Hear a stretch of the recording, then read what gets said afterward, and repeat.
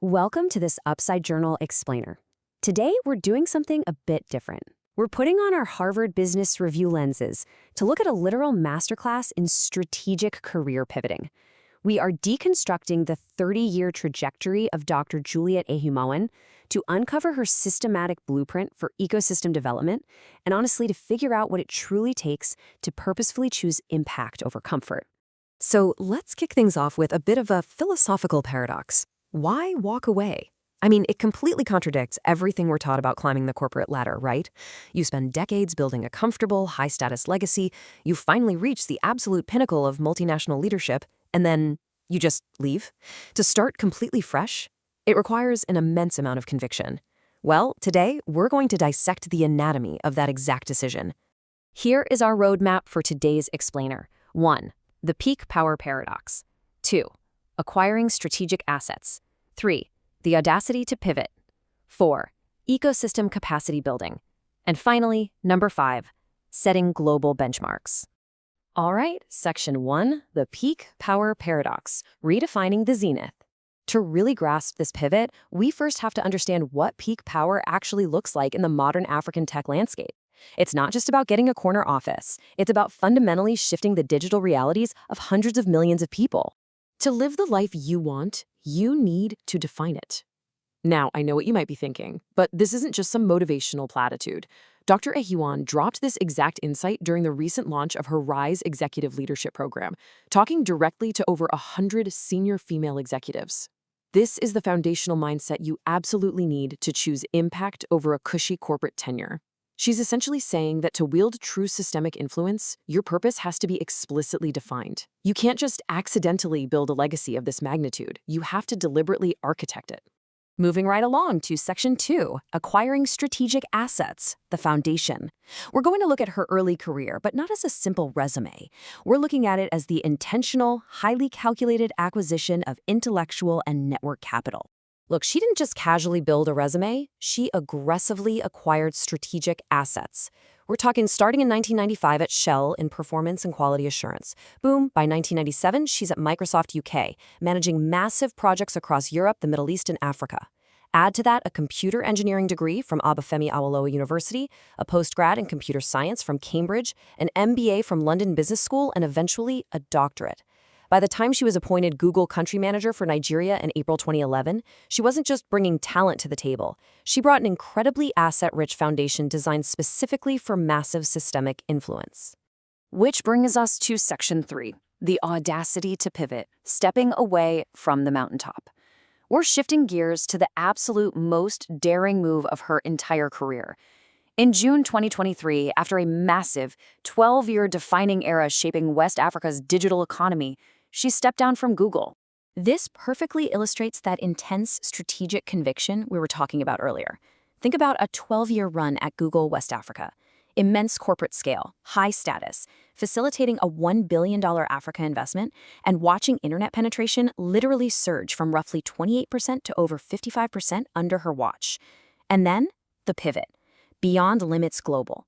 She walked away from a multi-billion-dollar corporate infrastructure to build an independent ecosystem from scratch. Why?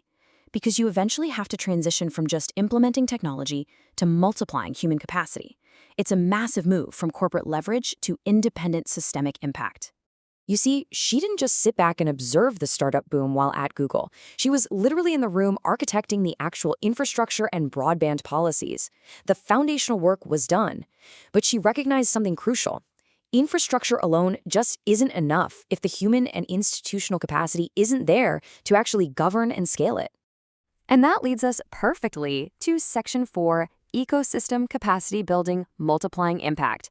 Beyond Limits Global is her dedicated vehicle for this exact next phase.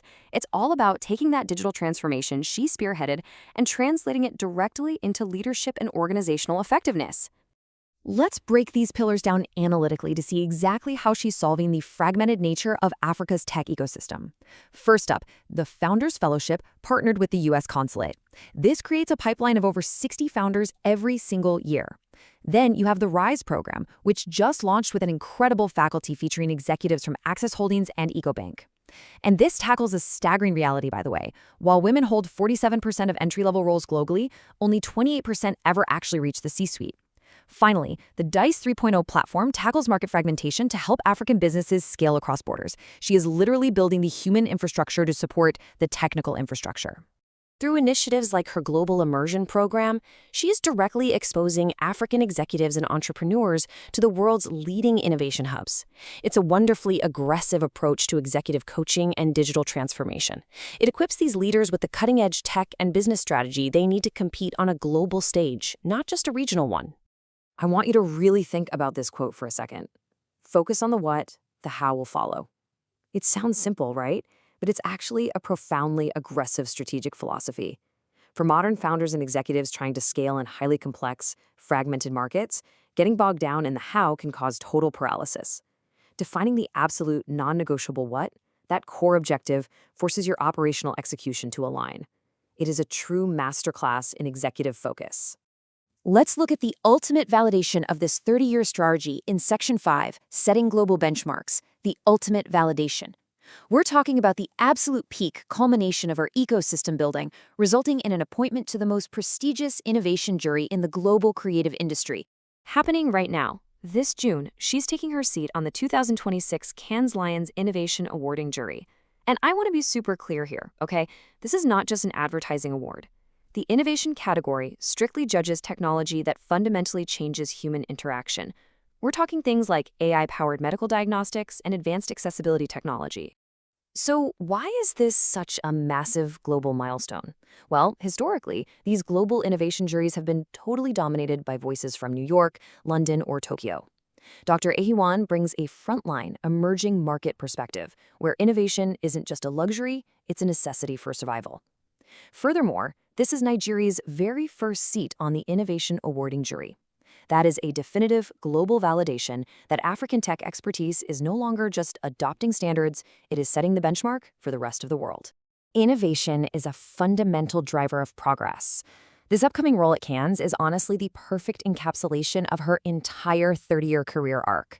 She didn't just witness the transformation of African technology, she led it from inside one of the world's most powerful companies, left to ensure its benefits reached as many people as possible, and is now sitting at the global table deciding what the future of innovation actually looks like. So if we synthesize this entire explainer into a concrete blueprint for the ambitious executives watching us right now, it basically looks like this. Step 1. Gather immense intellectual and network assets. Step 2. Build the infrastructure. In her case, literal digital penetration. Step 3. Have the audacity to pivot so you can multiply leaders and build institutional capacity. And Step 4. Take that localized success and use it to set the global standard. I want to leave you with one final, provocative thought to help you examine your own trajectory. Look at the decisions you're making right now. Are you building your career simply for comfort, or do you have the audacity to build it for impact? Thank you so much for joining us for this Upside Journal Explainer. Keep learning, keep analyzing, and we'll see you next time.